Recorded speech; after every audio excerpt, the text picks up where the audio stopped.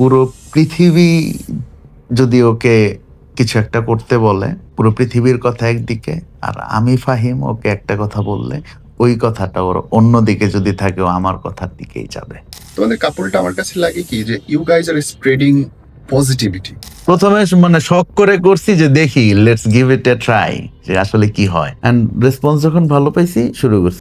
আমি 2 হাত তুলে মোনাজাত করে আল্লাহর কাছে চাইছি যে আল্লাহ আমাকে এমন কিছু দাও যেটা নিয়ে আমি অনেক হ্যাপিলি লাইফ লিড করতে পারবো। বাইকে উঠেও ফার্স্ট মানে আমার কাঁধে টাচ করলো গেঞ্জির উপরে, হ্যাঁ, কিন্তু আমার মনে হচ্ছে যে এই টাচটা একদম আমার একদম কলিজা পর্যন্ত চলে গেছে। আমার জন্য কয়েকবার মার এবং ভবের মার খাইছে।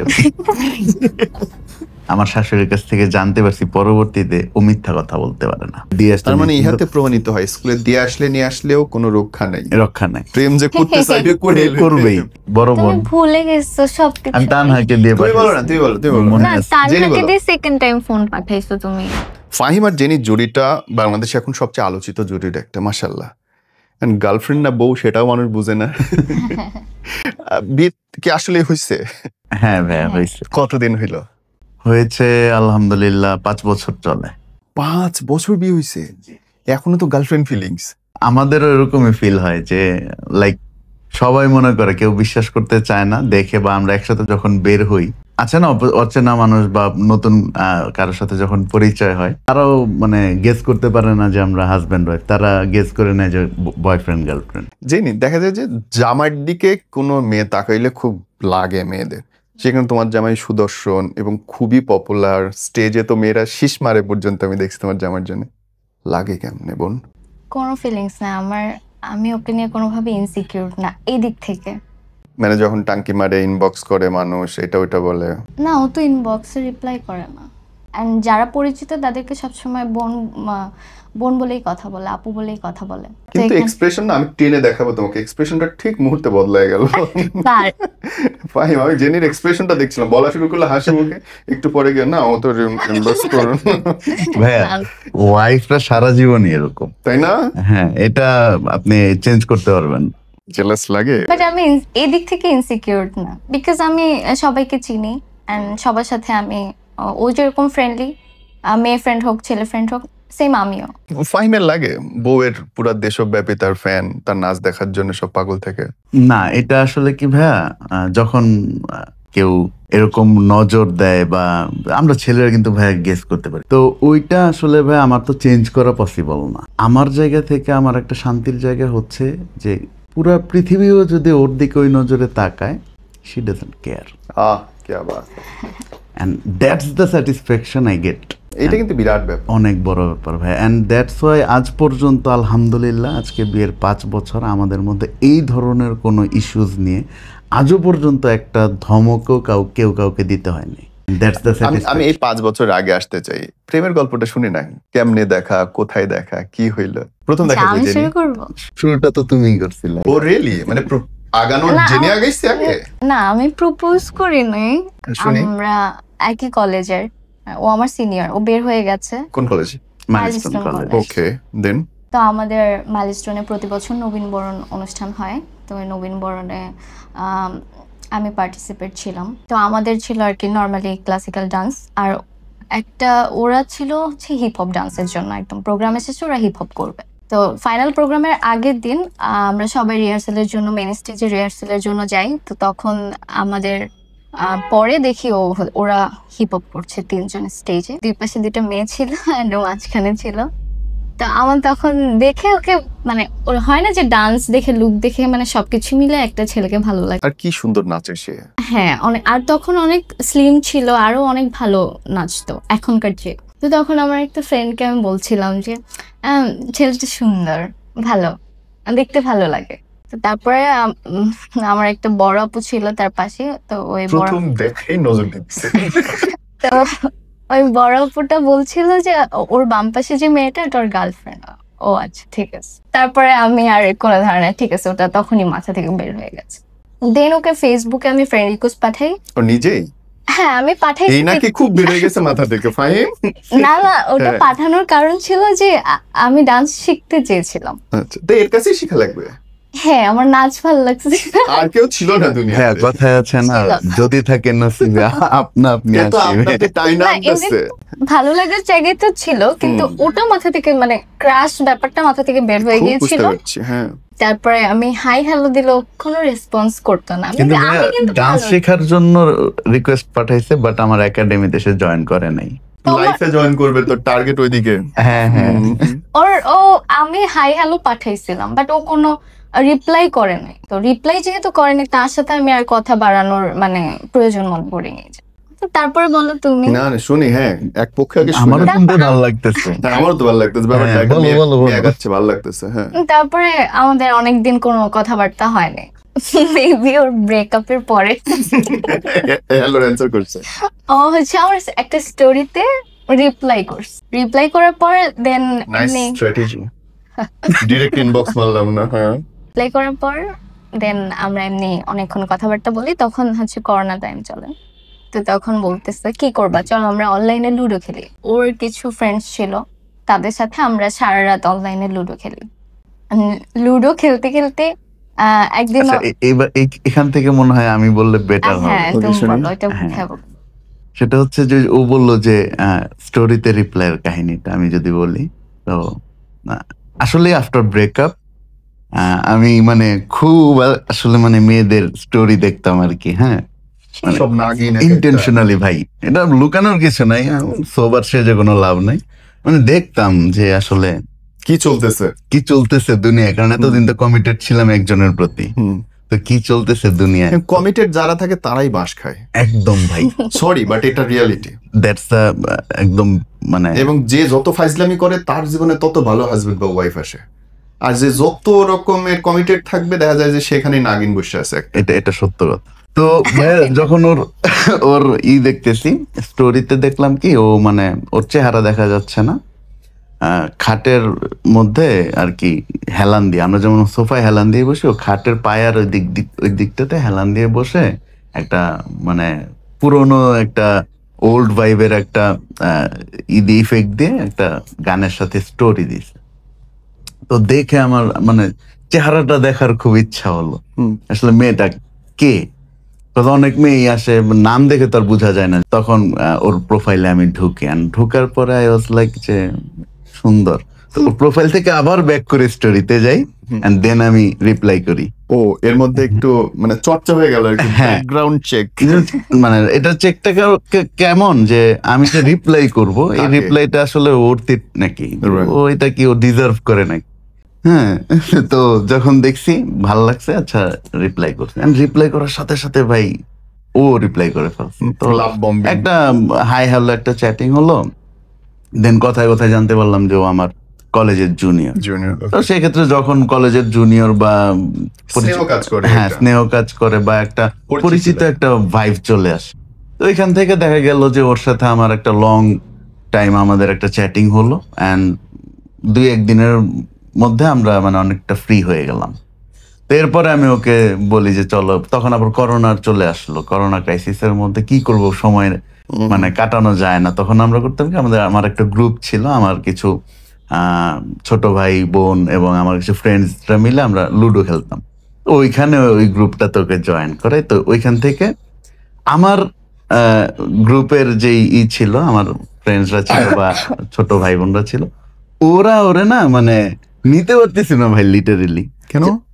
ওরা তো চেনে না ওরে। ও যে তুমি কেন ওরে ঢুকাইছো? হ্যাঁ, গ্রুপে। এইটা কোত্থেকে আসছে। এন্ড আই ওয়াজ লাইক অনেক লুতুপুতু করতাম লুডো খেলতে খেলতেও। দেখা গেছে যে ওর যদি কেউ গুটি খেয়ে দিত, লাইক আমি ইমোজি দিচ্ছি, স্যাড ইমোজি দিচ্ছি, লাইক ও কাউরে খেলে আমি হাহা ইমোজি দিচ্ছি। মানে একটা জমজমাট একটা ব্যাপার ছিল খেলার মধ্যে। তো আমি ওর যখন দেখতাম যে ওরা খুব রিয়াক্ট করে, আমিও আবার মানে ওদেরকে আরেকটু পিঞ্চ করার জন্য আরো বেশি বেশি করতাম।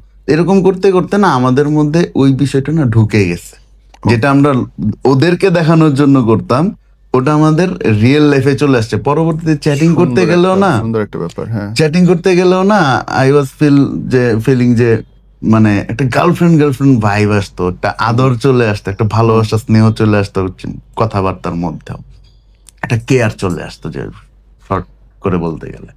তো এইটা কিন্তু আগে ছিল না, ফান করতে করতে এটা আমাদের চ্যাটিং এ চলে আসছে। দেন আস্তে আস্তে ভালো লাগাটা স্টার্ট করে। তো আমরা 2020 সালের ওই রোজার সময় ফার্স্ট রোজাতে কে কাকে প্রপোজ করছি আমরা নিজেরাও এখন মনে করতে পারি না। প্রপোজ করাই হয়নি আমাদের প্রপোজ মধ্যে। এক্স্যাক্টলি করাই হয় নাই, মানে সামহাও আমরা বুঝে গেছি যে আমরা রিলেশনশিপে আছি। এটা ছিল মানে ফর্মাল ঘোষণা দেয়া লাগে নাই, দেয়া লাগে নাই, আমরা ফিল করা শুরু জন্মায় গেছে তার আগে। জন্মায় গেছে and আমরা বুঝে গেছি যে আমরা গার্লফ্রেন্ড বয়ফ্রেন্ড। এন্ড এটা একটা That's মিরাকেল interesting. ছিল আমাদের ফার্স্ট রমজানে, এটা আমরা ফিল করি। এন্ড 16 রমাদানে আমি ফার্স্ট ওকে দেখি, আমি এর আগে কখনো ওকে দেখি নাই। সামনাসামনি দেখেনি। মানে সামনাসামনি না দেখে প্রেম, বন্ধুত্ব, ভালোবাসা সব হয়ে গেল। সব হয়ে গেছে। You kidding me? সিরিয়াসলি ভাই, এটা আসলে মানে 2020-তে এসে এরকম ঘটনা এটা রেয়ার। এন্ড এটা তো এটা 90s এর এটা আমি প্রেম বলবো কাহিনী। ভাই, এটা আল্লাহর রহমত। And আমি ওকে এর আগে ওই একদিনই দেখেছিলাম। তুমি তো তার নজরে দেখছি, আমি দেখি নাই। হ্যাঁ তো তাও দেয়নি। এন্ড শোনেন, সামনে আরো অবাক করার বিষয় আছে, যেটা আমি নিজেই অবাক হয়ে যাই, এটা আমার লাইফে ঘটছে। রমজান মাসের 16 রমজানে আমি প্রথম, তখন করোনার মধ্যে মানে বের হওয়া নিষেধ, লকডাউন চলতেছে। এর মধ্যে আমি আমার ভাইয়ের বাইক নিয়ে সকাল 6টার দিকে চলে গেছি। ভোর 6টা কোথায়? আমি তখন থাকি হচ্ছে জামগড়া ফ্যান্টাসি কিংডমের ওখানে, ও তখন হচ্ছে 10 নম্বর সেক্টরে, মিরপুরে? না উত্তরা 10 নম্বর। ওকে। তো ভোরবেলা আমি হুট করে আমার কেন জানি মনে হচ্ছে যে যাই একটা সারপ্রাইজ দিই।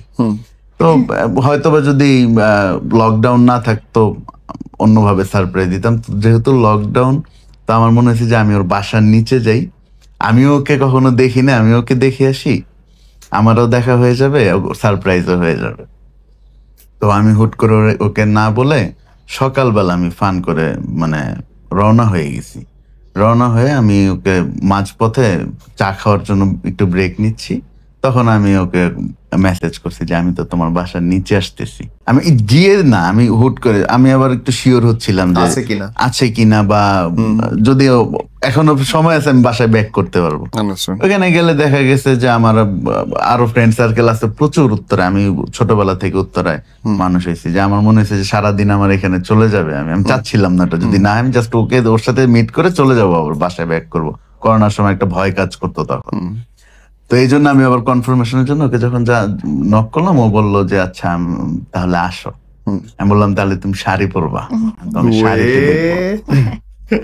তখন আমার মনে আছে একটা ব্ল্যাক কালারের শাড়ি। শাড়ি পরলা কেমনে শেষ হয়? বাসা জিজ্ঞেস করে নাই হুট করে শাড়ি পরছ কেন এটা ওটা? না, আম্মু তখন তো ঘুমে সবাই, আর রোজার টাইম যেহেতু সেহেতু সবাই একটু লেট করে ওঠে। হ্যাঁ, আর আমার রুমে আমি একাই থাকতাম আর কি। ওকে ওকে, সো সহজ ছিল ব্যাপারটা। তাহলে জায়গা থাকলে তো জিগাইতো কি সমস্যা? অবশ্যই জিজ্ঞেস। আর না, আর শাড়ি পরা বা হুটহাট সাজুগুজু করা এটা নিয়ে কিছু বলতো না, বিকজ ও মাঝে মধ্যে শাড়ি টাড়ি পরে ছাদে ছবি হুটহাট সাজুগুজু করা, হুটহাট শাড়ি পরে, এই জিনিসটা নিয়ে কেউ সন্দেহ। ওকে, এটা ছেলেদের, আমাদের কাছে অনেক বিরাট ব্যাপার। পাঞ্জাবি পরলে টেনশন লাগে, কি ব্যাপার? তো ভাইয়া তখন আমি ওর বাসার নিচে যাই, এন্ড যাওয়ার পরে আমি ওকে ফার্স্ট টাইম দেখি, ও বারান্দায় আসে। ব্যালকনিতে যখন আসছে ফার্স্ট টাইম দেখি ভাইয়া, মানে ওইটা আসলে দেখা না দেখা সমান কথা ছিল। কেন? কারণ ওর ব্যালকনিতে ইয়ার দেয়ালের এখানে গ্লাস দেওয়া, দেয়ালের পরিবর্তে একদম ফ্লোর থেকে গ্লাস দেওয়া, গ্লাসের উপরে আপনার আবার গ্রিল দেওয়া। ও 4 তলায়, আমি নিচে, মানে কিছুই দেখতেছি না। আমি ওর ব্যালকনির গ্লাসে আরেক বিল্ডিং দেখতেছি, ওকে সামনের বিল্ডিং দেখতেছি, আমি ওকে দেখতে পাচ্ছি। হ্যাঁ, তো অনেক চেষ্টা করে পরে কি করছি, আমি বলছি তুমি এখানে দাঁড়াও। আমি আবার ফোনের ক্যামেরা অন করছি, করে জুম করছি। জুম করে দেখে আমার মনে হচ্ছে আমি ওকে ভিডিও কলে দেখতেছি। তাই তো, একই কথা। তো তখন মানে ওই চাহিদাটা না, যেটা নিয়ে আসছিলাম পূরণ করতে, এটা পূরণ হইলো না। একটা মোটামুটি আক্ষেপ নিয়ে আমি আবার ব্যাক করলাম। না, আমরা তো ভিডিও কলে কথা বলতেছিলাম। ওই তো এখানে ভিডিও কলে কথা বলছি। না, আমি নামলে তো আবার প্রবলেম, মানে দারোয়ান দেখবে, এত সকালে বুঝে যাবে বাসার সবাই, বের হলে সমস্যা ছিল। আর আমার আম্মা অনেক স্ট্রিক্ট ছিল। ওকে, আসতেছি মার গল্প, কঠিন গল্প। আচ্ছা, পরে হয়েছে কি যে আমি ওইভাবে চলে গেলাম, যাওয়ার পর আমাদের ফার্স্ট দেখা, এখন কিভাবে দেখা করব কোনো ওয়ে পাচ্ছি না। এই দিক দিয়ে দুইজনকে দেখার জন্য মানে ভিডিও কলে ভাই আর কত দেখা যায় একটা মানুষকে, মনে হচ্ছে যে লং ডিস্টেন্স রিলেশনশিপে আছে এরকম লাগতেছিল। তো ঈদের সময় প্ল্যান করলাম যে মিট করব। তো ওরে আমি বলতেছি যে চলো মিট করি, ও বলে বাসা থেকে অনেক প্রবলেম, মিট করা যাবে না। তো ও প্ল্যান করলো যে ওর এক বান্ধবীর বাসায় যাওয়ার কথা বলে আধা ঘন্টার জন্য আমার সাথে মিট করবে। তো ঠিক আছে, এখন ওর বান্ধবীর ওইখানে গেছে, ঈদের দিন মিট করছে ওরা। এখন বান্ধবীর সাথে আধা ঘন্টার কথা বলে গিয়েছে, বান্ধবীর সাথে তো মিট করছে, ওইখানেই ভাই আধা ঘন্টা শেষ, বাসায় ফেরার টাইম হয়ে গেছে। এখন আমি বলছি এর মধ্যে আমি চলে আসছি, আমার সাথে দেখা হয়েছে। তো ফার্স্ট আমি বাইক নিয়ে আসছি, ও একটা চশমা পরা, তখন চশমা পরে ওর এই না তখন হ্যাঁ চশমা পরে তখন। তুমি তো লেসিক করছো বিয়ের পরে, তো চশমা পরে আসছে ভাইয়া। চশমা মানে আছে না কিছু স্টুডেন্টরা পরে যাদের চোখ দেখা যায় না, লাগবে, হ্যাঁ ওই টাইপের চশমা, পুরো পড়ুয়া স্টুডেন্ট। হ্যাঁ, কিন্তু মানে এত কিউট লাগতেছিল ওকে দেখে, আই ওয়াজ লাইক, মানে আমি কিন্তু মানে ওর চোখ দেখতেছি না লিটারেলি, ওর চশমার জন্য। আমার অনেক পাওয়ারের চশমা পড়তো। কত পাওয়ার ছিল? -8 একটাতে 8 ছিল, একটাতে 5 ছিল মাইনাস। কিন্তু মানে দেখে মানে একটা স্যাটিসফ্যাকশন কাজ করতেছিল, এতদিন পর মানে এত তপস্যার এরকম লাগতেছিল, 1 মাসকে মনে হচ্ছিল যে 1 যুগ চলে গেছে। তো তখন আমি মানে কি বলবো কি বলবে, আমি কিছু না বলে আমি জাস্ট বাইকটা ওর সামনে পার্ক করছি, থামাইছি, ও বাইকে উঠে গেছে। এন্ড এই বাইকে উঠে ও ফার্স্ট মানে আমার কাঁধে টাচ করে, আই ওয়াজ লাইক একদম ভাইব্রেশন। তো মানে ফিলিংসটা মানে আমি ভাষায় বুঝাইতে পারবো না। আমার মানে হয় না ভাইয়া যে আপনার সাথে যার আল্লাহ লেখা আছে, আল্লাহ যাকে লিখে রাখছে, এটা বোঝা যায়। আপনি অনেককে হাগ করে ওই ফিলিংস পাবেন না, ও আমাকে টাচ করলে যে ফিলিং আমার হয়। তো তখন যখন ফার্স্ট টাইম আমাকে টাচ করলো গেঞ্জির উপরে, হ্যাঁ, কিন্তু আমার মনে হচ্ছে যে এই টাচটা একদম আমার একদম কলিজা পর্যন্ত চলে গেছে। তো এই ফিলটাই আমাকে মানে বুঝাই দিছে যে শি ইজ দ্য ওয়ান। মাশাআল্লাহ। তারপর আমি বাইক নিয়ে কি করবো, ওরে নিয়ে একটু ঘুরলাম। ঘুরতে ঘুরতে দেখা গেছে যে ওর মা বারবার ফোন দিচ্ছে, ঘুরতেছি আমরা, ফোন দিচ্ছে আমার, ওকে ভাইয়া কল দিচ্ছিল ভালো উদ্দেশ্যে, হ্যাঁ এমনি নরমালি কথা বলার জন্য। এন্ড ওই দিক দিয়ে ভয় পাচ্ছে, টাইম ওভার হয়ে গেছে, মানে ওই যে বনের বাঘে খায় না, মনের বাঘে খায়, তো ওই অবস্থা হয়েছে ওর। তো এদিক দিয়ে আমি বলছি তুমি পিক করো, ফোন পিক করে না। তো আমি বললাম তাহলে বাসায় যাবো। এখন ও মানে ওর মধ্যেও বুঝলাম যে মানে ও আরেকটু স্টে করতে চাচ্ছে। পরে ওরে নিয়ে আমি একটু পিৎজা খাইতে গেলাম, দেন ওর বাসার পাশে একদম পাশাপাশি রোড। তো এর মধ্যে ওর আম্মু কয়েকবার কল দেওয়া শেষ, পরে আমি বললাম তুমি অ্যাটলিস্ট ফোনটা ধরো, দেখো কি বলে। তখন ফোন ধরছে, ধরার পরে জিজ্ঞেস করতেছে তোমরা কোথায়। ও বলতেছে যে আমরা রেস্টুরেন্টে আসছি, পিৎজা খাচ্ছি। তখন বললো যে তোমার ওই ফ্রেন্ডকে দাও। এখন তো মানে ধরা খেয়ে গেছে, ওই জায়গায় দিতে পারে নাই, হ্যাঁ ফোন কেটে দিচ্ছে ভয়ে। দেন আমি বললাম, আবার ফোন দিচ্ছি, আমি বলি ফোন ধরো, বললো না আমি ফোন ধরবো না, আমার এখন বাসায় যেতে হবে। পিৎজা অর্ধেক রেখেই আমরা নেমে গেছি। তো আমি ওকে বাসার নিচে ড্রপ করে, একটু দূরে ড্রপ করে আমি আবার চলে গেছি। তো যাচ্ছি যখন আমার ভয় লাগতেছে, ওর জন্য খারাপ লাগতেছে, বাসায় গিয়ে ফোন দিয়ে দেখি ওর ফোন সুইচ অফ, ফোন সিজ করে ফেলছে। বাসায় ফেরার পরে আম্মু থাপ্পড় মারছে 2-3টা। হ্যাঁ, তারপরে কোনোভাবে আম্মুকে মানে বললাম যে আমি ফ্রেন্ডের সাথে ছিলাম, এগুলো একটু বুঝাইলাম। আমি বুঝাইছি ঠিক আছে, বাট আম্মু তো যা বুঝার বুঝছে। তারপর আম্মু ফোন নিয়ে নিছে, দেন অনেক রিকোয়েস্ট করে মাঝরাতের দিকে আমি খুব আম্মুকে বুঝায় পরে ফোন আর কি ব্যাক নিছি। নেওয়ার পরে ওর সাথে আবার চ্যাটিং, আবার কন্টিনিউয়াস। মানে তখন মা বোঝে নাই যে, গেস করতে পারছে কিন্তু শিওর হইতে পারে নাই। হ্যাঁ, শিওর হইতে পারে নাই, প্রমাণ পায় নাই। ও বলতেছে যে আমি একটু ফেসবুক স্ক্রল করব, ভালো লাগতেছে না, বোর লাগতেছে, মানে একটু ভিডিও টিডিও দেখার কথা বলে ফোনটা নিছে, কিন্তু ওর আম্মু আবার নিয়ে ঘেটে কিছু পায় নাই। ক্লিয়ার। হ্যাঁ, একদম নিট অ্যান্ড, কারণ ও তো আগেই ভয় পাইছে যে আমি আজকে যা ধরা করে। খাইছি, আগে থেকে হ্যাঁ, প্রিপারেশন আমি নিয়ে যে বাসায় আমার ঢুকছে। ফার্স্ট ফোনটা ধরতাম তাহলে এত কাহিনী হতো না। হতো আম্মু না। জাস্ট বলার জন্য, এটাই বলার জন্য কল দিত যে তাড়াতাড়ি এসো আমরা ঘুরতে যাবো। And okay Correct. ধরা খুব ইজি, কেন জানেন ভাইয়া? এটা মানে আমার কপাল ভালো আমি বলবো। আমি আমার শাশুড়ির কাছ থেকে জানতে পারছি পরবর্তীতে ও মিথ্যা কথা বলতে পারে না। মাশাআল্লাহ। অ্যান্ড মানে ও আমার যখন ওর সাথে আমার টুকিটাকি ঝামেলা নিয়ে কথা কাটাকাটি হয়, আমি যদি কমপ্লেন করি আমার শাশুড়িকে যে ও এইটা আমার সাথে মিথ্যা বলছে, খুব কনফিডেন্টলি বলে যে আমার মেয়ে মিথ্যা বলে না। অ্যান্ড আসলেই আমি ওর সাথে 5 বছর আজকে, অ্যান্ড আমিও এটা একদম প্রাউডলি বলতে পারি যে ও আর যাই করুক ভাইয়া, ও মিথ্যা কথা বলে তো না। বিরাট জিনিস। হ্যাঁ, ও মরে যাবে, ওর লাইফে মনে হয় যে ফার্স্ট টাইম আমার জন্য মিথ্যা বলছে, এইরকম ওর মানে ক্যারেক্টারিস্টিক্স। এ বোন কেমনে করলে কাম, চর্চাটা কেমনে করলে? এটা খুবই এটা অবাক। এটা আম্মুই চর্চা করে। আমি একটা সিম্পল বিষয় নিয়ে বাসায় মিথ্যা কথা বলছিলাম, যেমন আম্মু বিকেলবেলা বাইরে গেছিল, তো যখন আমি ক্লাস 6-এ পড়ি, তো আমাকে বলছিল ঘুমাইতে। তো আমি না ঘুমিয়ে আমার বাসায় যে মেয়েটা ছিল আমি ওর সাথে লুডো খেলছিলাম। আর আম্মুর কলিং বেলের আওয়াজ শুনে আমরা দুজনেই খুব ঘুমের ঢং করছি, এন্ড খুব আম্মুর সামনে চোখ ডলতে ডলতে উঠছি যে হ্যাঁ আমি খুব ঘুমাইছিলাম, এন্ড ঘুম থেকে উঠছি। আর আম্মু তো আমার চেহারা দেখেই বুঝে গেছে আমি ঘুমাইনি। ওই দিন আমাকে প্রচন্ড মারছিল আম্মু। আর ওটাই ছিল, ওই দিনই ছিল আমার লাস্ট মিথ্যা কথা বলা। আর তারপর থেকে আর মানে বলারই ট্রাই করি। আমি কেন জিনিসটাতে এত অবাক হইতেছি বলি, দেখো যখন মহানবী সাল্লাল্লাহু আলাইহি ওয়াসাল্লাম দুনিয়াতে আসেন, ওই সময়ে উনি না শিক্ষিত ছিলেন, না উনি সবচেয়ে বড় লোক ছিলেন, না উনি সবচেয়ে শক্তিশালী ছিলেন। সবচেয়ে শক্তিশালী আলী, সবচেয়ে বড় লোক সম্ভবত আর একজন, কোনো কিছুই ছিল না তার যে গুণটা ছিল যে উনি মিথ্যা বলেন নাই কোনোদিন, এবং সে কারণে উনি পুরো মানবতার সবচেয়ে বড় মানুষটা হয়েছেন।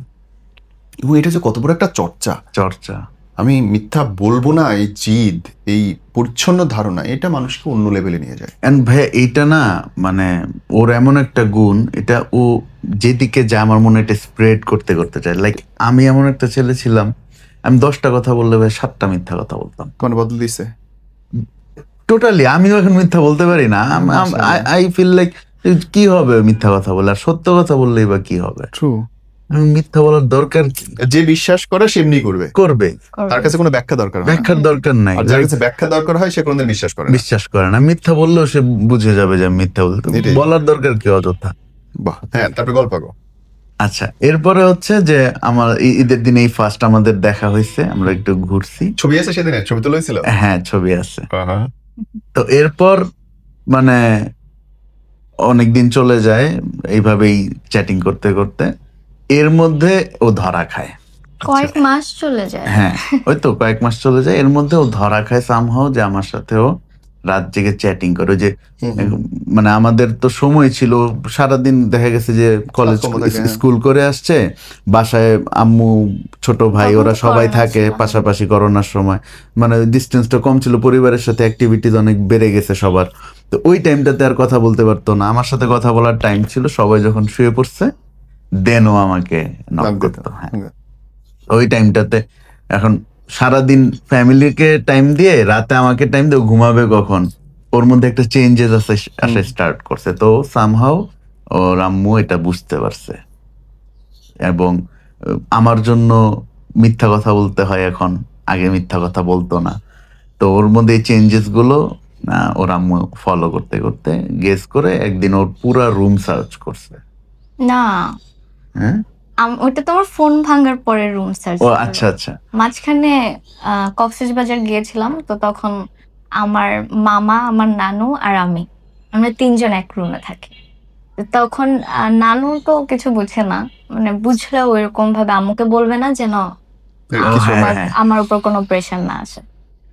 মামা তো জেগে থাকতো, রাতে দেখা যেত, তো মামা দেখে ফেলছে আমার সাথে চ্যাটিং করতে। এরকম প্রেশার দিত, ওরকম কিরকম যেন ইনসিকিউর ফিল করতো, লাইক আমার সাথে চ্যাটিং করা যাবে, আমার ওর সাথে চ্যাটিং করা যাবে না, আমার ফোনে কথা বলতে হবে। আর তখনও সন্দেহ করতো অনেক। আমি ওই পার্সন না সন্দেহ করার মতো।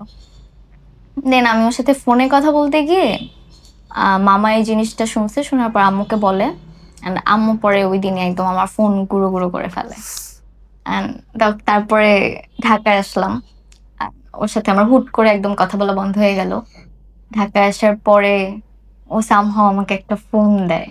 ফোন কি না, এটা হচ্ছে কি, বলো? যখন ওর কিন্তু ফোনটা খুঁজে পাচ্ছ না ওর ভাই। ফোনটা যখন ভেঙে ফেলে, হ্যাঁ, ভেঙে ফেলার পরে লাইক ওর সাথে আমার তো আর কন্টাক্ট হচ্ছে না। Then how do you know যে কি হয়েছে? কি হয়েছে, ঢাকায় আসার পর আমি ও ঢাকা আসার পর আমাকে মেসেজ করছে, ওর ল্যাপটপ থেকে আমাকে মেসেঞ্জারে সব ডিটেলস মেসেজ করে বলছে। তখন একটু শান্তি হয়েছে যে না, তাহলে ঠিক আছে সবকিছু, একটা ঘটনা ঘটছে, বাট নাও ইটস ওকে।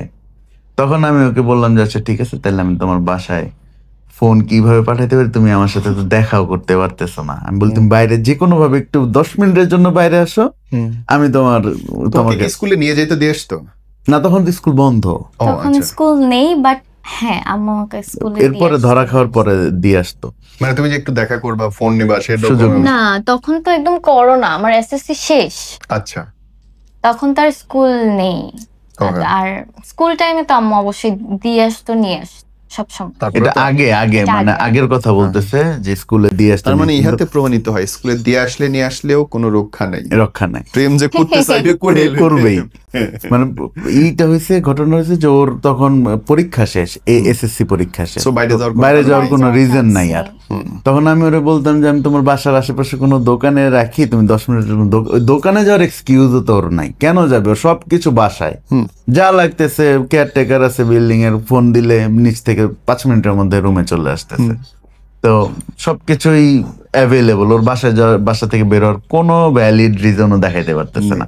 তখন আমি ওর এক বান্ধবী না, এটা বড় তুমি বোন, ভুলে গেছো সবকিছু। আমি তানহাকে দিয়ে তুমি বলো না, পাঠাইছি। তুমি বলো, তুমি বলো। মনে না, আছে। জেনি তানহাকে বলো। দিয়ে সেকেন্ড টাইম ফোন পাঠাইছো তুমি।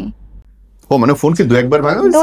দুইবার পাঠাইছে। ও আচ্ছা, প্রথম তারপর ধরা প্রথমবার খেয়েছে যে আবার? ফোন না, প্রথমবার যে ফোনটা দিয়ে যায় সেটা হলো আমার বাসার নিচে বিকাশের দোকান আছে, ওই বিকাশের দোকানে আঙ্কেলের কাছে দিয়ে যায়। তো হ্যাঁ তখন হ্যাঁ আমার হ্যাঁ, ভুলে গেছিলাম, এটা দুইটার মধ্যে একটা ভুলে গেছিলাম। তখন আমার বাসায় একটা মেয়ে ছিল, তো আমি ওকে পাঠাই ফোন নিয়ে আসতে, And ও আমাকে ওই দোকান থেকে, মেয়ে বলতে কাজের মেয়ে আর কি। হ্যাঁ, তো ও আমাকে ফোনটা এনে দেয়, এনে আমার কাছে দেয়। And তখন আমি ওর সাথে আর কি ওই ফোন দিয়ে আর কি চ্যাটিং করা, ওইটা কথা ধরা খাইলো বলা। কেমনে? ওটা তুমি বলো না। কোনটা, ওইটা আমার মনে নাই। আচ্ছা, মনে না থাকলে ফাইন, মানে দুইবার ফোন ধরা খাইছে। হ্যাঁ, ওই ফোনটা ধরা খায়নি। তাহলে শাশুড়ি বুঝলো কেমনে, ধরলো কেমনে, এবং বিচারটা ওই যে হলো? বললাম না, একবার রুম সার্চ করছিল, হ্যাঁ। তো ওইটা হচ্ছে এই ফোনটা, আমার ফোনটা বের করার জন্য পুরো রুম সার্চ করছে, যে আইডিয়া করছে যে কোথাও ওর কাছে ফোন আছে। হ্যাঁ, কারণ আমি যে মেয়ে সকাল 11টার মধ্যে ঘুম থেকে উঠি, রাতে 12টা-1টার মধ্যে ঘুমাই যাই, এর বেশি মানে হাইয়েস্ট 12টায়, 11টার মধ্যে ঘুম থেকে উঠি, সেই মেয়ে আমি 2টা-3টার সময় ঘুম থেকে উঠি, কোন 11টায় উঠো? সকাল মানে 11টায়। করোনার সময় আর কি, ও, পরীক্ষা আচ্ছা, শেষে। আচ্ছা, হ্যাঁ, ঘুম থেকে উঠি আমি কিন্তু দুপুর বেলা 11টা। ওই তো। আর ওই তো, পরবর্তীতে তো আমার কত আদরের তুমি, বুঝছি। হ্যাঁ।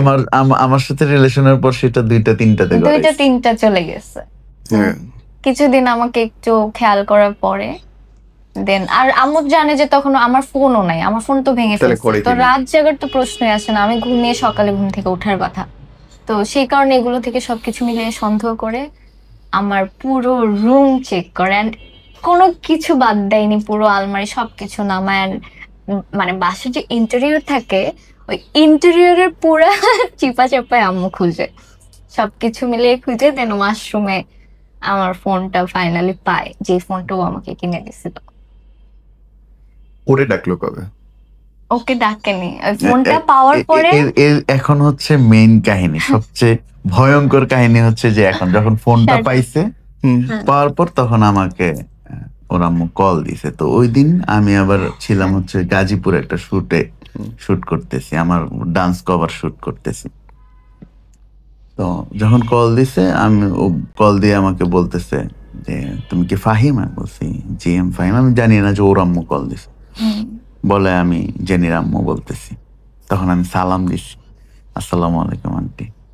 সালাম দেওয়ার পর উনি তো মানে ভালোভাবে কথা বলতে বলতে রেগে যাচ্ছে, আমি দেখতেছি। তখন বলতেছে যে তুমি আমার মেয়েকে কেন ফোন কিনে দিছো? এখন আমি কি অ্যান্সার দিব, কেন দিছি?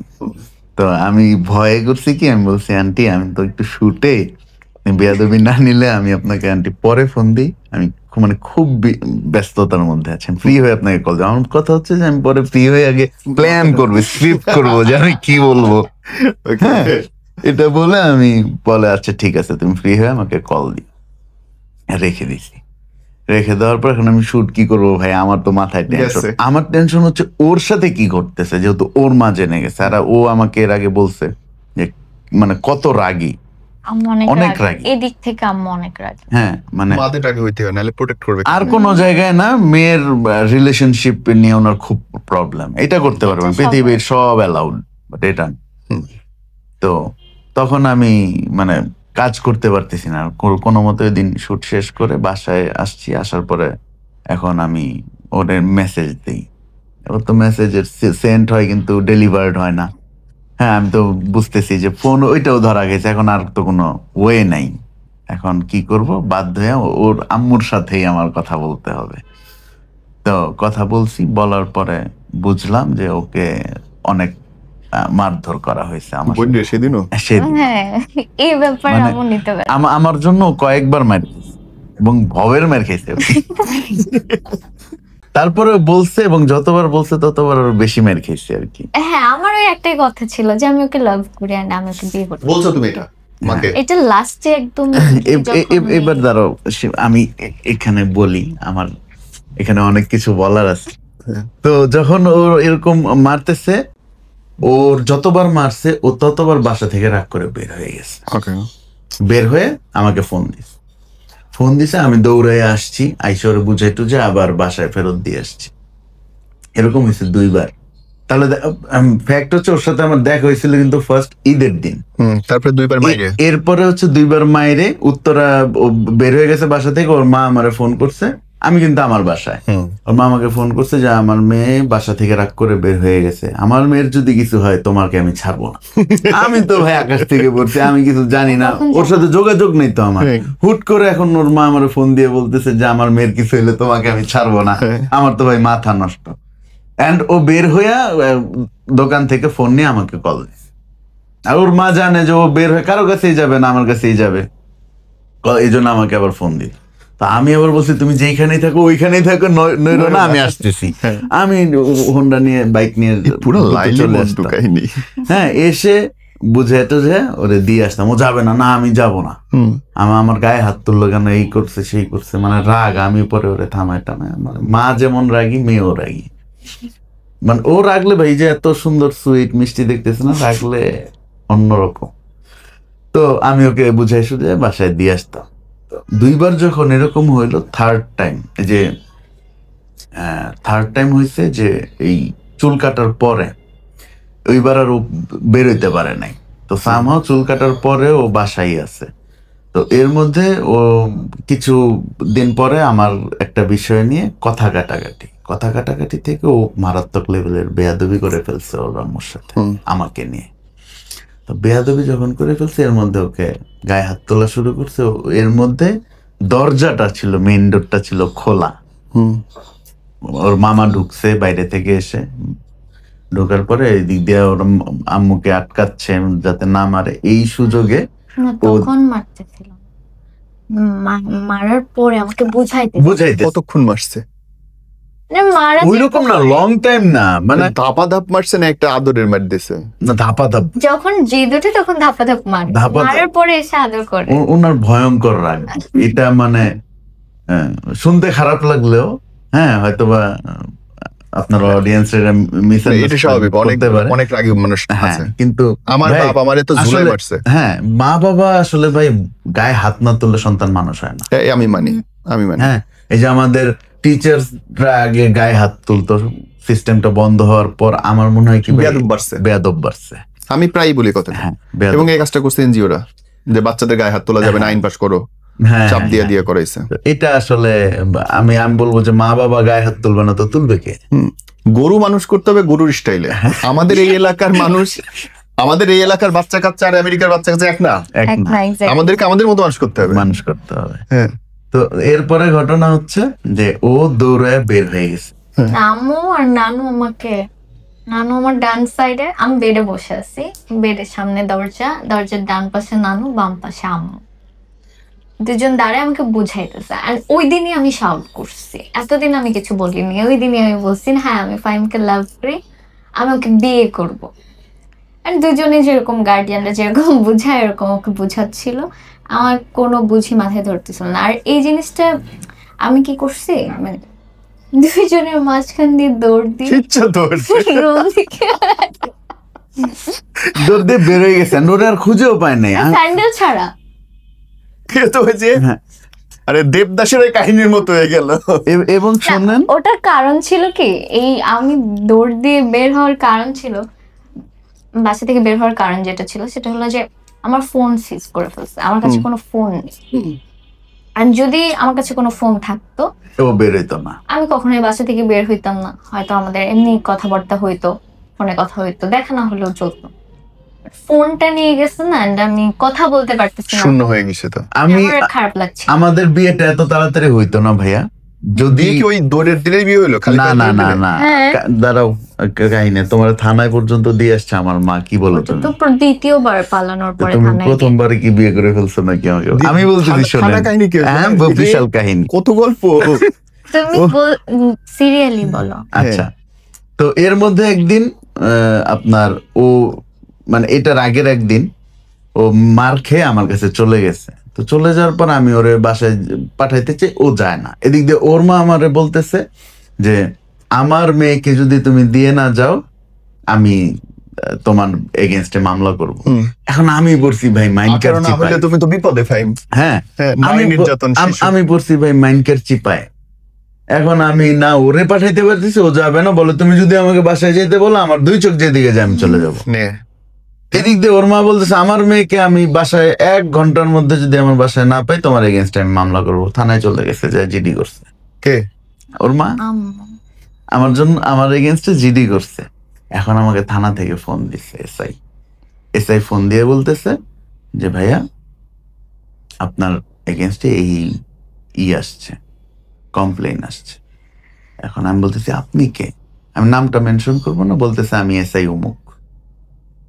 আমি তো ওনাকে চিনে ফেলছি, যেদিন উনি আমাকে ফোন দিছে তার আগের রাতে আমি জমজম টাওয়ারের সামনে শুট করি, উনি এখানে আসছিল, ওনার সাথে আমার কথা মানে এত রাতে শুট আলোচনা করতেছি। হয়েছে। হ্যাঁ হ্যাঁ। আলোচনা হয়েছে। পরে আমি বলছি ভাই আমি শুট করে এখান থেকে চলে যাবো, উনি আমাকে চেনে। হ্যাঁ।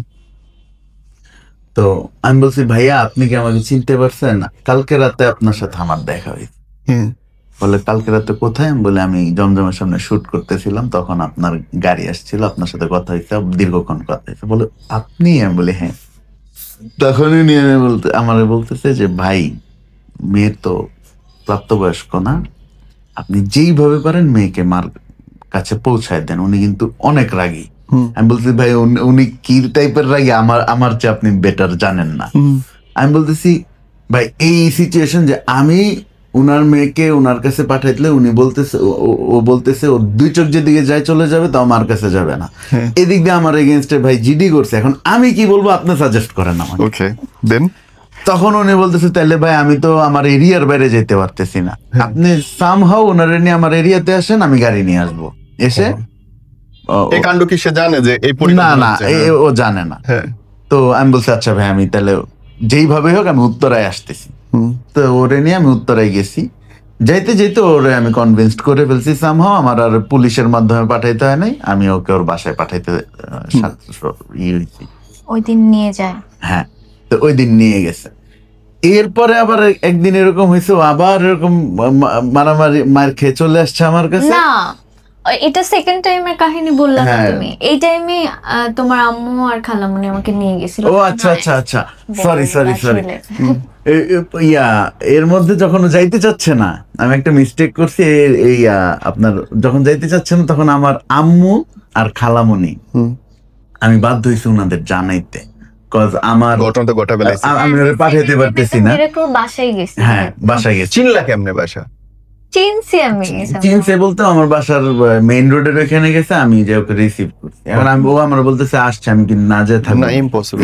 তো ওই দিন যখন আমাকে বলতেছে দিয়ে আসতে, তো আমি এখন ও যাবে না, ও বলতেছে দুই চোখ যেদিকে চলে যাবে।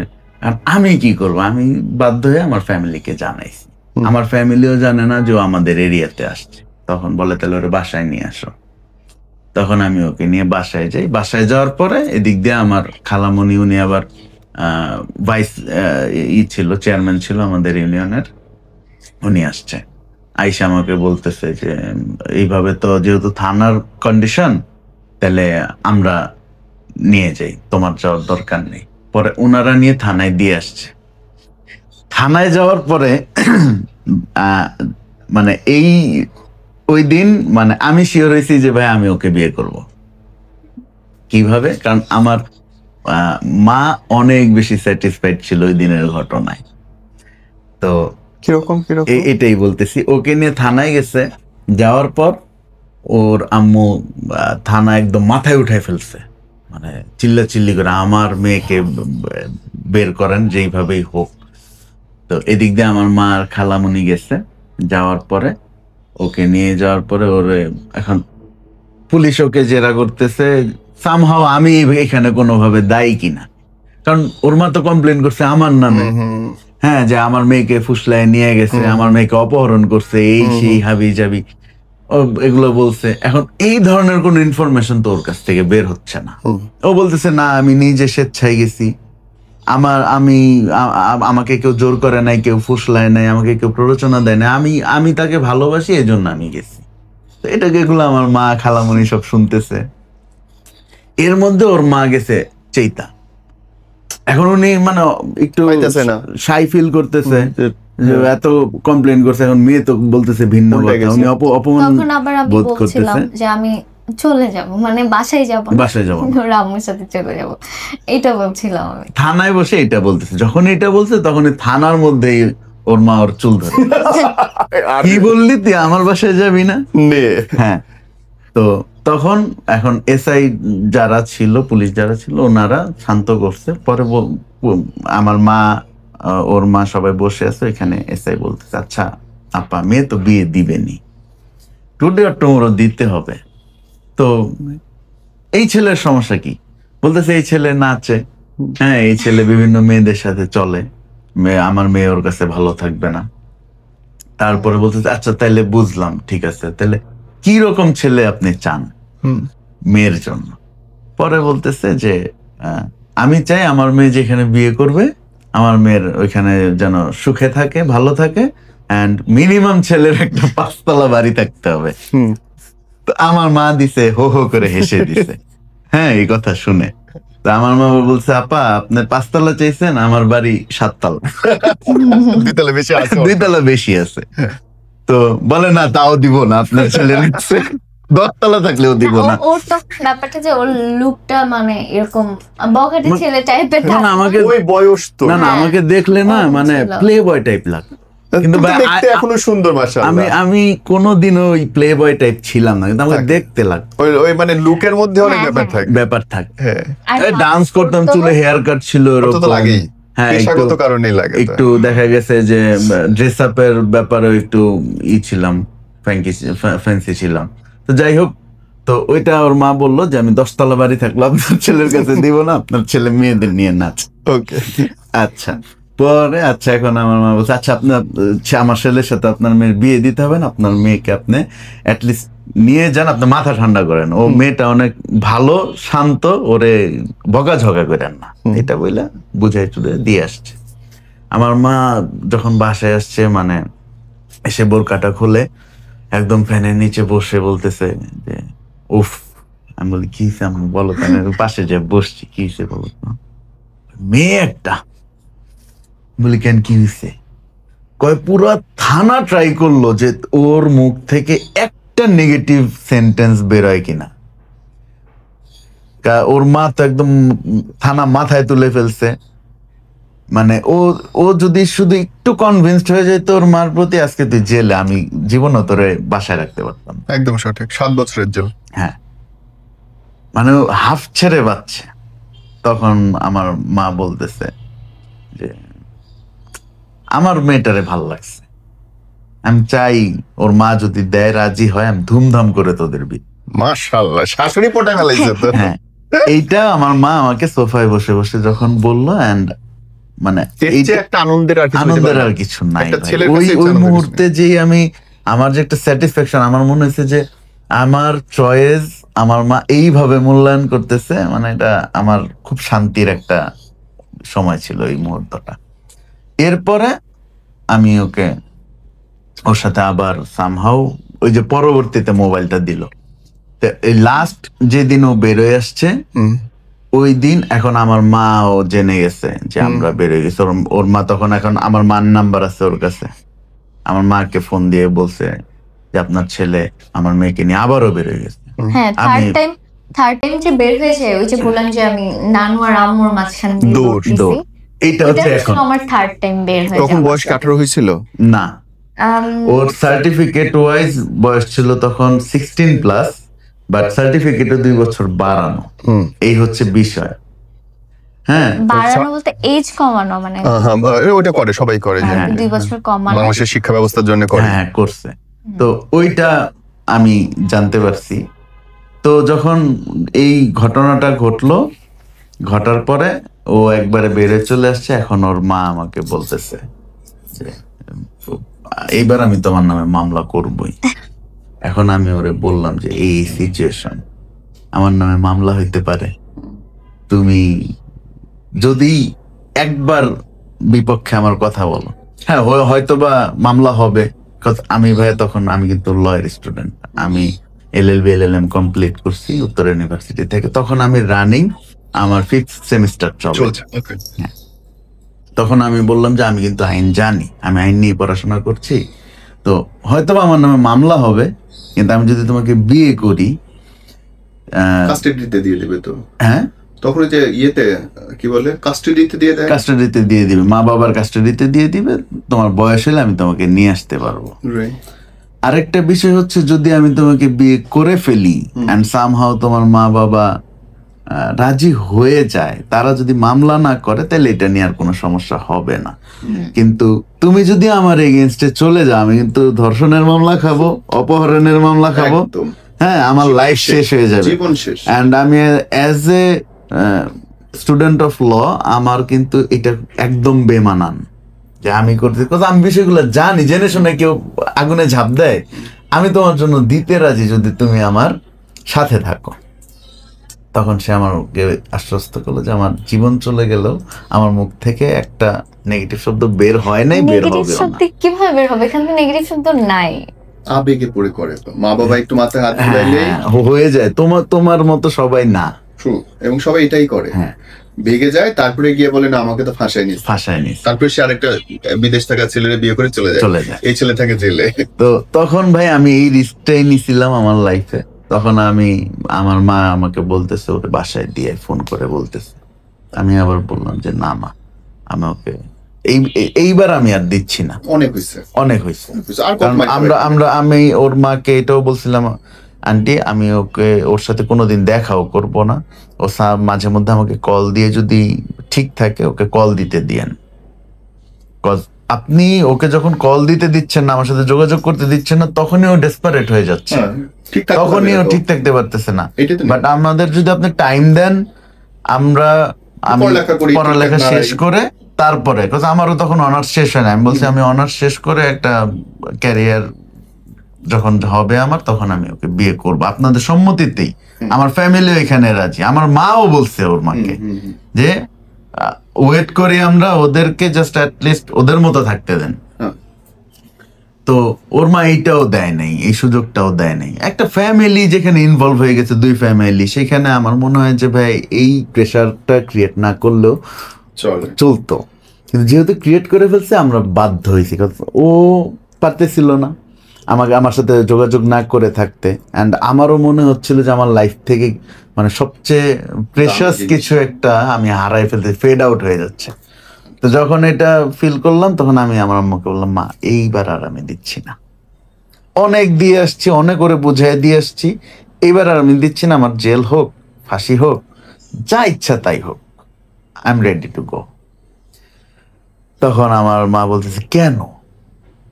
তখন আমি আমার মাকে বললাম, তুমি তো যা দেখার দেখছো, এবার আমার মুখ থেকে শোনো, পুরো পৃথিবী যদি ওকে কিছু একটা করতে বলে, পুরো পৃথিবীর কথা একদিকে, আর আমি ফাহিম ওকে একটা কথা বললে ওই কথাটা ওর অন্যদিকে যদি থাকে ও আমার কথার দিকেই যাবে। I feel goosebumps. হ্যাঁ, and এই কথা জানেন না যে আপনি কত বড় কথা কয়ে ফেলেছেন। এই কথাটা আমি আমার মাকে বলছিলাম, and তখন আমার মা বলছে যে এটা ভালো মনে হয় তো তুই সেটাই কর। আমার মা আমাকে এইভাবে পারমিশনটা দিছিল, আমি বাধা দিব না, তোর যেটা ভালো মনে হয় তুই কর। তখন আমি ওকে নিয়ে গিয়ে, এখন সার্টিফিকেট তো নাই, টু বি অনেস্ট সার্টিফিকেট নেই, আমি নিজে ফটোশপের কাজ জানি, আমি নিজে ওর সার্টিফিকেটটা, বার্থ সার্টিফিকেট ওর তো নেই, এনআইডি নেই, সার্টিফিকেটে 2 বছর বাড়ায়া কাজী অফিসে গিয়ে আমি বিয়েটা করছি। অ্যান্ড করার পর খুব ভয় করতেছিল আমার, যে মানে একটা বেআইনি কাজ করতেছি, যদিও মানে এটা ডিএনএ টেস্ট করলে তো ধরে হ্যাঁ এসে যাইতো যে মেয়ের বয়স 18 হয়েছে। হ্যাঁ, সবসময় এটা বেআইনি না, এটা সিচুয়েশন আছে অ্যাকসেপ্ট করার মতো, কিন্তু ওই সিচুয়েশনে তো আমরা ফলো করতেছি না, আমরা তো অন্যভাবেই আসছি। তারপরে সাহস করে ভাই করে ফেলছি আমি বিয়ে করে। এখন কি করব, যাবো কই, থাকবো কই? হ্যাঁ, আমি তো থাকি আমার মায়ের বাসায়, আমার ফ্যামিলিতে থাকি, ওর বাসা থেকে ও চলে আসছে, এখন যাবো কই? আমার কথা হচ্ছে যে আমি কোনো বন্ধু বান্ধবের বাসায় যাব না, আমি এই অবস্থায় নিয়ে তোমার এক কাপড়ে নিয়ে আমি বাসা ভাড়াও করতে পারবো না, আমি আমার মার কাছে যাবো, আমি জুতার বাড়ি খাই, বেতের বাড়ি খাই, আমি মার কাছে যাই উঠবো। অ্যান্ড আমি সেটাই করছি, ওকে নিয়ে মার কাছে যে করে ফেলছি, কি করবা করো। আমার ভাই এটা আমার লাইফের সবচেয়ে বড় ব্লেসিং কি জানেন? আমার ফ্যামিলি, আমার মা, আমার বাবা, আমার ভাই,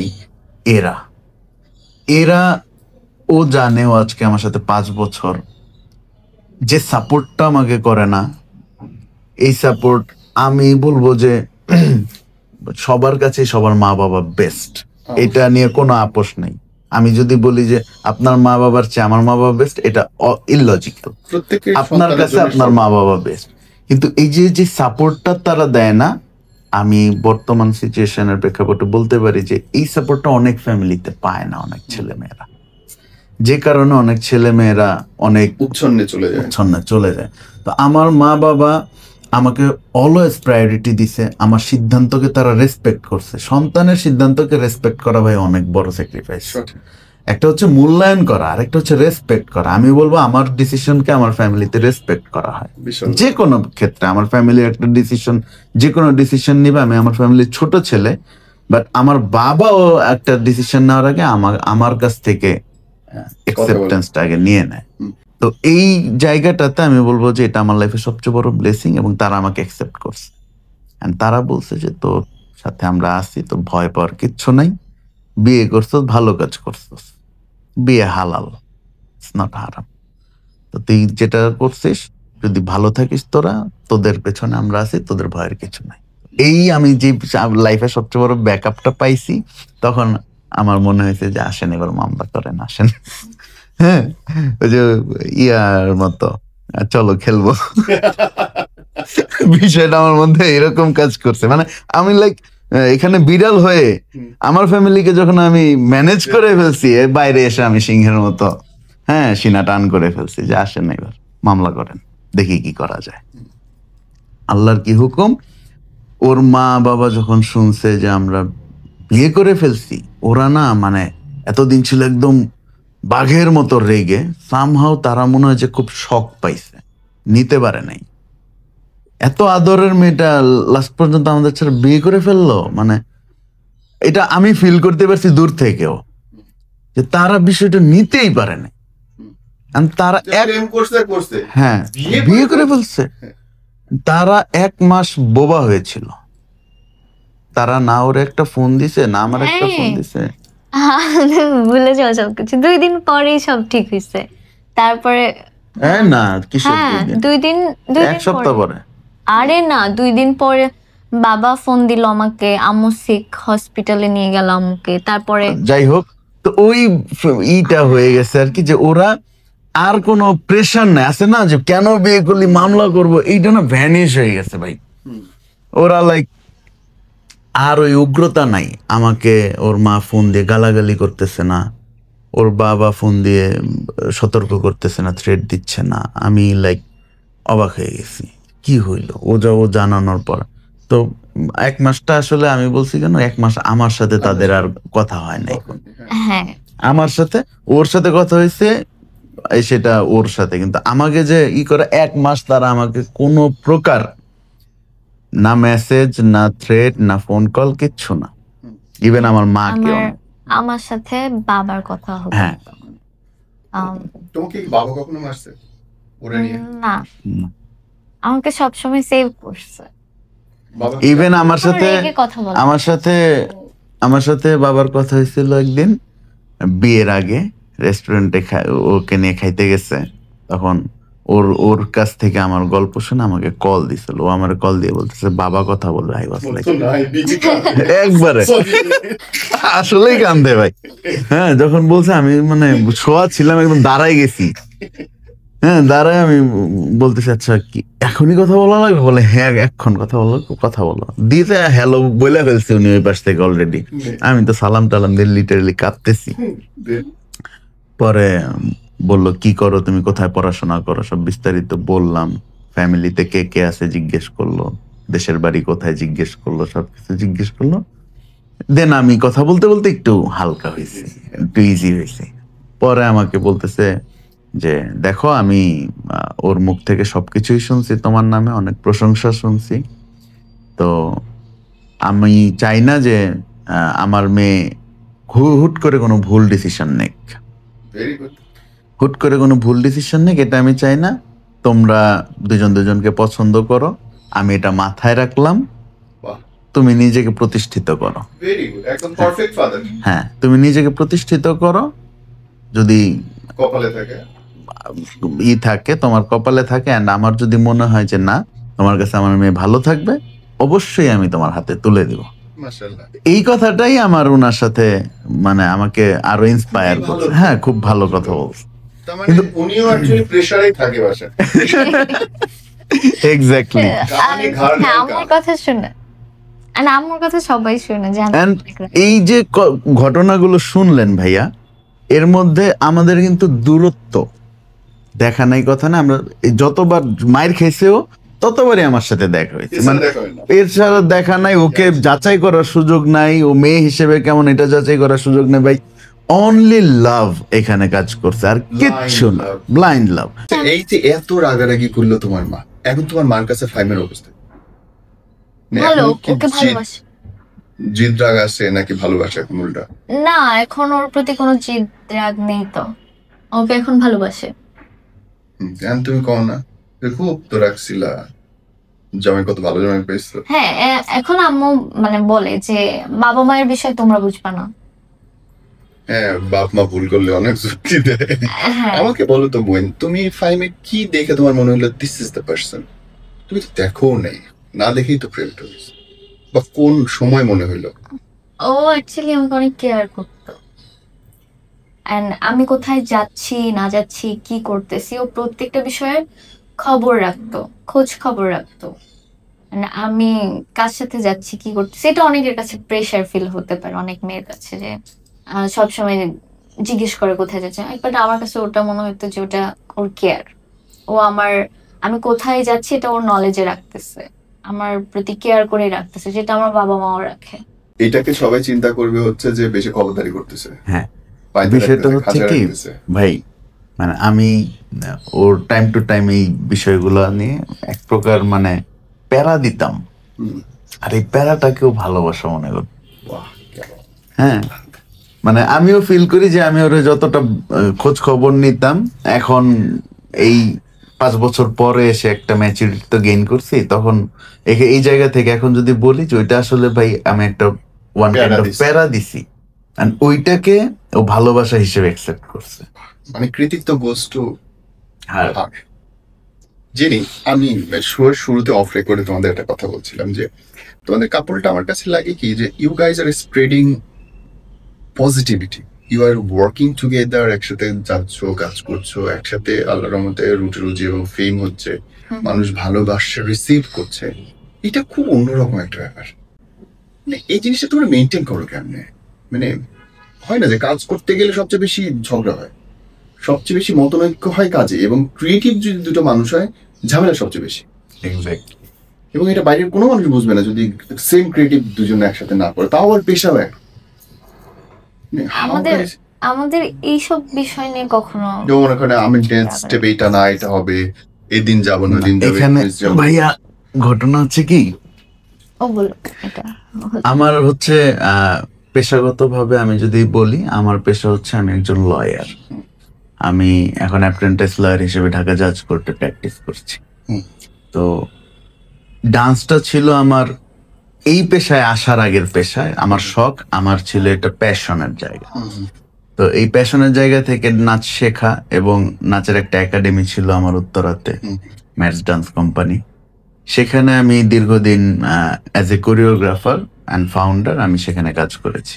ফিল্মেও কাজ করা হয়েছে। হ্যাঁ, তো সেখান থেকে মানে নাচটা হচ্ছে আমার প্যাশনের জায়গা থেকে ওটা আমার পেশা হয়ে গেছিল, প্রফেশন হয়ে গেছিল। তো আমি প্রফেশনালি বিভিন্ন স্টেজ শো করছি, আমি নাচ শেখাইছি, আমি একটা একাডেমি চালাইছি। তো ওইটা করোনার টাইমে এসে হয়েছে কি যে আমাদের একটা ক্রাইসিস চলে আসছে। কেমন, স্টুডেন্টরা তো জয়েন করতে পারতেছে না, ক্লাস করতে পারতেছে না, বাট আমার ফ্লোরের কিন্তু রেন্ট বন্ধ নাই। সেম সব জায়গায় পুরো দুনিয়ার কাহিনী সেম কাহিনী ছিল। তো আমার দেখা গেছে যে 6 মাস আমি যখন এটার ভাড়া টানছি, এটার প্রফিট তো গেছে, ক্যাশ ক্যাপিটাল যা ছিল সব গেছে। লাস্টে যেয়ে দেখলাম যে আমার অ্যাকাউন্টে আর 60,000 টাকা পড়ে আছে ভাই, সব শেষ। তখন আমি বললাম এইটা যাওয়ার আগে আমি একাডেমিটা ছেড়ে দিই। তখন ছেড়ে দিলাম। ছেড়ে দেওয়ার পরে এই করোনার ক্রাইসিসে আমার এই টাকা আরো ফ্যামিলি থেকে 2-4 লাখ নিয়ে আমার পুরো করোনার সময় চলতে হয়েছে। তারপরে গিয়ে তো আমার মানে আর কোনো প্রফেশনে যোগ দেওয়া হয় নাই। 2021-এ তো আমি ওরা বিয়ে করে ফেললাম। এখন বিয়ের পর থেকে ভাইয়া এখন পর্যন্ত মানে এটা কত 2025 চলে, 24 পর্যন্ত আমার এই স্টাডির পাশাপাশি আমি অ্যাজ এ অ্যাপ্রেন্টিস লয়ার কাজ করছি, চেম্বারে গেছি, ওইখানে আমার ইনকাম হয়েছে, ওই ইনকাম দিয়ে চলছি। কিন্তু এইটা দিয়ে কিন্তু ভাই সংসার চলে। লয়ারদের অনেক সময় লাগে, এবং লয়ার এমন একটা পেশা, এটা আই মাস্ট সে যে ধৈর্যের খেলা। এবং আপনি ভাই যদি সম্ভ্রান্ত ফ্যামিলির না হন, এই পেশা আপনার জন্য না। কেন বলতেছি আমি কথাটা, কারণ আপনি ডাক্তার যদি হতে চান, এমবিবিএস করার পর আপনি সনদ নিয়ে একটা চেম্বার করে অ্যাজ এ ডক্টর আপনি কিন্তু আর্ন করা শুরু করতে পারতেছেন, আপনার একটা চেম্বার ওপেন করে। কিন্তু আপনি লয়ার যারা হয়, অনার্স করার পর আপনার অ্যাপ্রেন্টিস লয়ার হিসেবে কাজ করবেন, ওইখানে আপনি যে আর্নিংটা হবে, হ্যাঁ ওইটা দিয়ে ভাই আপনার চা সিগারেটের খরচও চলবে না।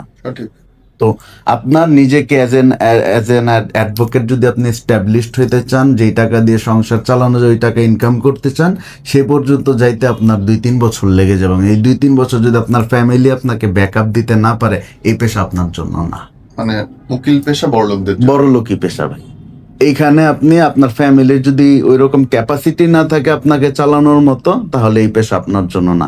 সেই জায়গায় আমাকে তো চালাইতে হয়েছে, আমার ওয়াইফকেও চালাই, দুইজনকে। হ্যাঁ, মা বাবা কি পরিমাণে। এন্ড সবচেয়ে বড় কথা ভাই, এই যে আমি বলছি যে আমার ব্লেসিং এটা, আমার মা বাবা কোনোদিন আমাকে এটা বুঝতেও দেয় নাই, হ্যাঁ, যে মানে আমি যে এটা কোনোদিন যাতে আমি ফিল না করি, এমন ভাবে তারা ছিল যে আমাকে আমার মা বাবা চালাচ্ছে। আমার মনে হয়েছে যে আমি আমার ফ্যামিলি চালাচ্ছি। মাশাআল্লাহ, এইভাবে তারা আমাকে ট্রিট করছে। আমি কি বলছি যে আমার অপিনিয়নকে তারা রেসপেক্ট করে, আমার একটা ডিসিশনকে তারা রেসপেক্ট করে। এই জায়গাটা ছিল আমার সবচেয়ে স্যাটিসফাইং জায়গা, যে আমার ফ্যামিলি, আমার দিন শেষে আমার নিজের কাছে এটাই শান্তির বিষয় ছিল যে আমার আর্নিং যাই করতেছি আমি কোনোদিন আমার বাসায় 1 টাকা দিতে হয় নাই। বরঞ্চ আরো যদি আমি 2 মাস পরে হোক, 1 মাস পরে হোক, আমি যদি আমার মা বাবার কাছ থেকে হেল্প চাইছি, তারা আমাকে 20-30 হাজার টাকা আরো দিছে যে নেতি চল। তো এইভাবেই যাচ্ছে। এবং এর মধ্যে লাস্ট এই 2025-এর দিকে 24-এ জানুয়ারি থেকে তো আমাকে আমার কিছু শুভাকাঙ্ক্ষী আছে, ভাই ব্রাদার আছে, আমার কিছু ছোট ভাই আছে, ওরা যার যার জায়গায় অনেক বড় বড় পজিশন এস্টাবলিশড।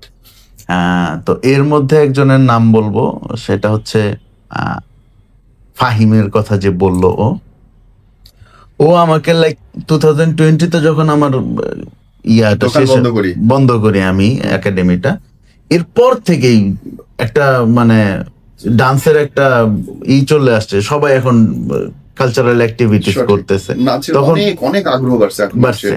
তখন ও আমাকে বলতেছে ভাই আপনি আবার স্টার্ট করেন, প্লিজ স্টার্ট করেন। ওই থেকে 2021 থেকে 2024 ইভেন এখন পর্যন্ত সে আমাকে এইটাই ফোর্স করে, আপনি বাই কন্টেন্ট ক্রিয়েশন করেন, আপনি ডান্স করেন, আপনি ডান্সের কন্টেন্ট বানান।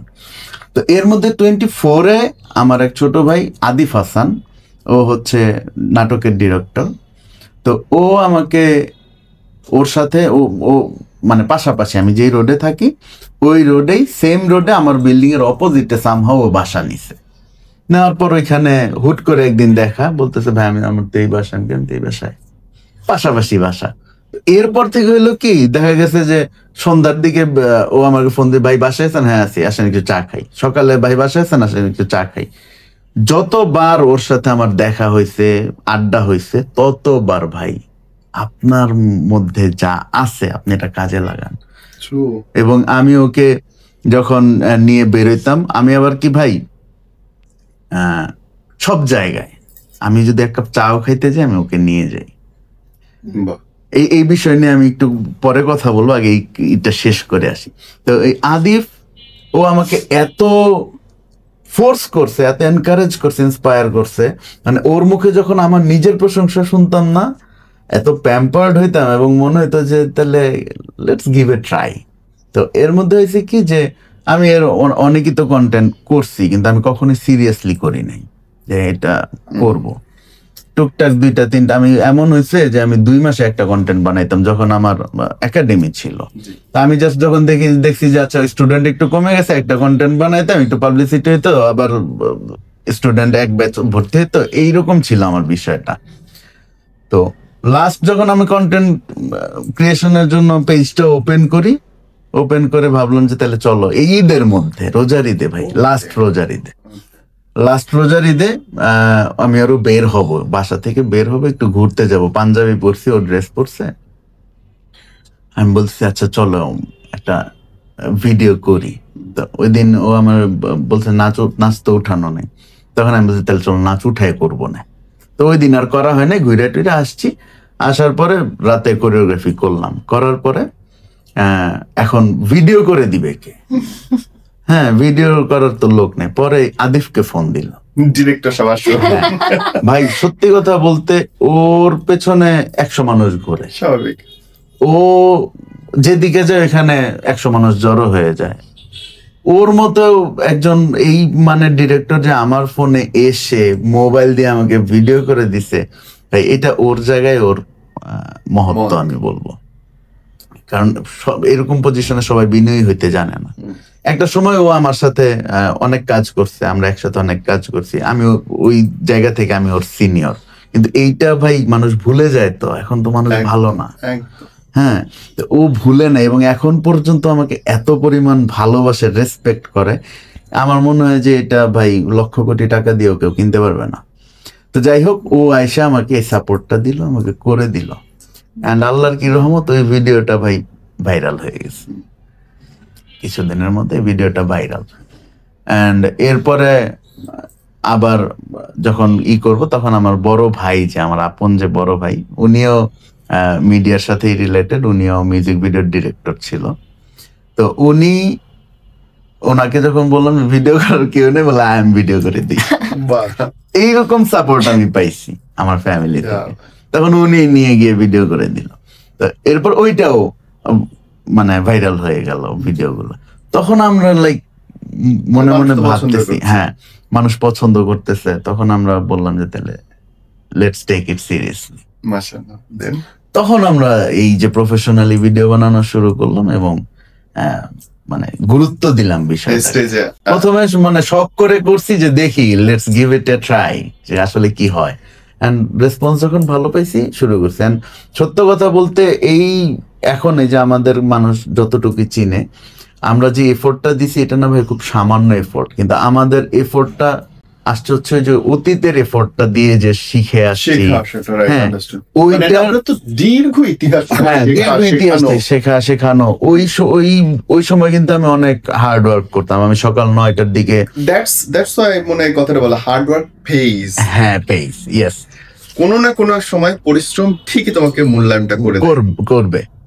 আমি সকাল 9টায় বের হইতাম, রাত 12টার দিকে আমি বাসায় যেতাম। আমি ভার্সিটি এবং শেষ আমরা যে হুট করে সফলতা চাই না, সেটা সম্ভব না। সম্ভব না। আরেকটা বিষয় আছে, আরেকটা মানবিক বিষয় আছে মূল্য। ভাইয়া, সেটা হচ্ছে আল্লাহ যদি আপনাকে না দেয়, হার্ড ওয়ার্ক কেন, হার্ডেস্ট ওয়ার্কেও কাজ হবে না। And আমি করে দেখছি, আমি হার্ড ওয়ার্কও করে দেখছি। হ্যাঁ, আমি যেটা বললাম যে আমি সারাদিন ভার্সিটিতে ক্লাস শেষ করে আমি বাসায় না গিয়ে আমি একাডেমিতে যেতাম। একাডেমিতে যে সেখানে 2-2.5 ঘন্টা ক্লাস করাইতাম। ওইখান থেকে ক্লাস করে আবার জিমে যেতাম, দেন আবার বাসায় যেতাম। তো আমার বাসা ছিল জামগড়া, ফ্যান্টাসি কিংডমের ওইখানে। আমার ইউনিভার্সিটি ছিল হাউস বিল্ডিং, আমার একাডেমি ছিল 11 নম্বর সেক্টরে। তো কি আমি journey। জার্নি করে বাসায় যখন যাইতাম, রাতে শরীর ব্যথা করতো প্রথম। তো এইটা এমন একটা অভ্যাসে পরিণত হয়ে গেছিল, আমার সাথে একদিন যদি কেউ যেত, সে পরের দিন শরীর ব্যথায় উঠতে পারতো না। কিন্তু আমি এটা রেগুলার বেসিসে, এভরিডে লাইফে আমি এটা করতেছিলাম। তো এই যে হার্ড ওয়ার্ক করছি, আমার হয় নাই, আমাকে কেউ চেনে নাই। আমি হয়তো বা ওই একটা জোনের মধ্যে, উত্তরের মধ্যে ফেমাস ছিলাম, সবাই চিনতো। ওই হার্ড ওয়ার্কটা তো রক্ত মাংসের মধ্যে মিশে গেছে। এখন এই ভুঁড়ি নিয়েও ভাই আমাকে ওই পেমেন্টটা করতেছে আমার হার্ড ওয়ার্ক। মাশাআল্লাহ, দিস ইজ দ্য লার্নিং। আর এইটা হচ্ছে ভাইয়া ওই যেটা বললাম যে আল্লাহ না দিলে আপনি হার্ডেস্ট ওয়ার্ক করে, আমি প্র্যাকটিক্যালি বলতেছি, অন ক্যামেরায় বলতেছি, আমি 2 হাত তুলে মোনাজাত করে আল্লাহর কাছে চাইছি যে আল্লাহ, আমাকে এমন কিছু দাও যেটা নিয়ে আমি অনেক হ্যাপিলি লাইফ লিড করতে পারবো। সত্যি কথা ভাইয়া, আমি আমার ক্যারিয়ারে ভাইয়া আমি স্যাটিসফাইড না। এই যে ল ক্যারিয়ার, উকিল পেশা অনেক কঠিন। হ্যাঁ, অনেক কঠিন বলতে আমি যেভাবে মানুষ হয়েছি আমার ফ্যামিলিতে, আমার প্রত্যেকেই অনেক আদরে মানুষ হয়, এটা খুবই স্বাভাবিক। কিন্তু সবাই আসলে মানে ওই যে আমি লং টাইম একটা হার্ড ওয়ার্ক করে আসছি না, এখন আমার মনে হয় কি যে আমার একটু রিল্যাক্সড হওয়া দরকার। অনেকদিন এই যে 2020 থেকে 2025 5টা বছর আমি যেই টাইপের মানুষ, আমি যেটা করে অভ্যস্ত, যেখানে আমার প্যাশনের জায়গা, আমার শান্তি পেয়ে যাবে। আবেগের জায়গা, আমার শান্তির জায়গা, ওই জায়গাটা থেকে আমি 5টা বছর দূরে। আমি খুব ফ্রাস্ট্রেটেড ছিলাম। ফার্স্ট অফ অল আমার ক্যারিয়ার নিয়ে, যে আমার এই চক্করটা ভাই ভালো লাগতেছিল না। কেমন ভালো লাগতেছিল না, এইখান থেকে সেই এই আপনার এই সদরঘাট যায় কোর্ট করা, ওইখান থেকে আসা, আর ভাই এই চোর বাটপার ছেঁচড়া এদের সাথে ডিল করা ভাই খুব টাফ ভাই। হ্যাঁ, তো এইগুলা নিয়ে আমি খুব ফ্রাস্ট্রেটেড ছিলাম। আরেকটা বিষয় হচ্ছে যে আমার মেন্টাল পিসের জায়গাটা ছিল না ক্যারিয়ারের জায়গায়, কারণ ক্রিয়েশনের মজা অন্যরকম। ওইখানে ধরা বাঁধা একটা গাঁট বাঁধা নিয়মের মধ্যে চলা, আর ওইখানকার ভাই সত্য কথা বলতে যে কালচার, সিনিয়র জুনিয়রের যে কালচারটা, এটার সাথে আমার যায় না। আমি ব্যক্তিগতভাবে, এটা আমি ওভারঅল বলবো না, আমার ব্যক্তিগত প্রেক্ষাপট থেকে, আমার পয়েন্ট অফ ভিউ থেকে আমি বলবো, আমি সেখানে কোপ আপ করতে পারতেছিলাম না। এইটা নিয়ে আমি খুব বিভ্রান্তিতে ছিলাম যে আসলে আমি কি করতেছি, আমি কি রাইট ওয়েতে আছি, রাইট ট্র্যাকে আছি, এটা নিয়ে আমি খুব কনফিউজড ছিলাম। এন্ড এইটা নিয়ে আমি রাতে ঘুমাইতে পারতাম না। লাস্ট কিছুদিন যাবত এমন হচ্ছিল যে আমি এত ফ্রাস্ট্রেটেড ছিলাম যে আমি রাতে ঘুমাইতে পারতাম না। দেন আমি ওর সাথে বিষয়গুলো শেয়ার করি, তখন ও আমাকে সাজেস্ট করে, আচ্ছা তাহলে তুমি আবার একাডেমি করো। ও নিজে আমাকে সাজেস্ট করে, আচ্ছা তুমি আবার একাডেমি করো। আমি বলি, একাডেমি আসলে এখন হুট করে এতদিন পরে গিয়ে একাডেমি করে আমি কতটুকু কি করতে পারবো আমি জানি না। আমার মনে হয় যে একাডেমি যদি করিও, এর আগে আমার একটা প্রিপারেশনের ব্যাপার আছে, পরিচয়, হ্যাঁ, তো ওইটার ব্যাপার আছে। সেজন্য আমার মনে হয় যে তাহলে আমাদের এই করা উচিত। তখন ও একদম লাফ হয়ে উঠছে, আচ্ছা চলো করি। কারণ ও ছোটবেলা থেকে ডান্সের প্রতি খুবই ইন্টারেস্টেড ছিল। ও স্কুল কলেজে খুব ভালো পারফর্ম করতো। ইভেন বিয়ের পরেও আমি ওকে ওর কলেজে ইউনিভার্সিটিতে পারফর্ম, কোরিওগ্রাফি করে দিছি, ও সেটা পারফর্ম করছে। তো ও ওই জায়গা থেকে একদম লাফাই উঠছে। তখন আমরা ডিসিশন নিলাম যে তাহলে লেটস ডু ইট টুগেদার, একসাথে পথ চলা এবং আল্লাহ শুরু কবুল করি। করে নিয়েছে। কবুল করে নিছে। এটা অনেকে ভাই এই আল্লাহ কবুল করে নিছে আপনি বলতেছেন আমি বলতেছি, অনেকে নেগেটিভলি নেয়। রিজেক্ট হ্যাঁ। দেওয়া ভাই, আমি কি করে খাবো সেটা তুমি আমি ডিসাইডেড করতে পারি না, এক্স্যাক্টলি, উনি লিখে দিছে তুই এটা করে খাবি। এটা করে খাবি। এখন এই ঘটনা হচ্ছে যে এই যে স্টার্ট করছি এন্ড আমাদের জার্নি খুব ভালো যাচ্ছে, আমরা একসাথে কন্টেন্ট বানাচ্ছি, আমরা প্রোগ্রাম করতেছি, আমরা ব্লগ করতেছি, পিপল আর লাভিং ইউ। হ্যাঁ, এবং সবাই অ্যাপ্রিসিয়েশন দিচ্ছে, ভালোবাসা দিচ্ছেন। এখন না আই ফিল লাইক যে yes I am in right track. আলহামদুলিল্লাহ। এবং এই স্পিরিটটা থাকুক, যে কথা আপনাকে আমি শুরুতে বলছিলাম যে দুজন মানুষ এক হয়ে পজিটিভিটি ছড়ানো, এটা বিরাট ব্যাপার। আপনার পার্টনারকে আপনি যদি হেল্প করেন, তার স্বপ্ন পূরণ করার জন্য আপনি যদি তাকে সহায়তা করেন, এর চেয়ে সুন্দর মোমেন্ট আর হইতেই পারে না, এর চেয়ে সুন্দর জার্নি হইতেই পারে না। আপনারা আমাদের সাথে ছিলেন, আছেন, থাকবেন। Thank you. আল্লাহ আপনাদের ভালো করুক, সুস্থ থাকুন। আসসালাম।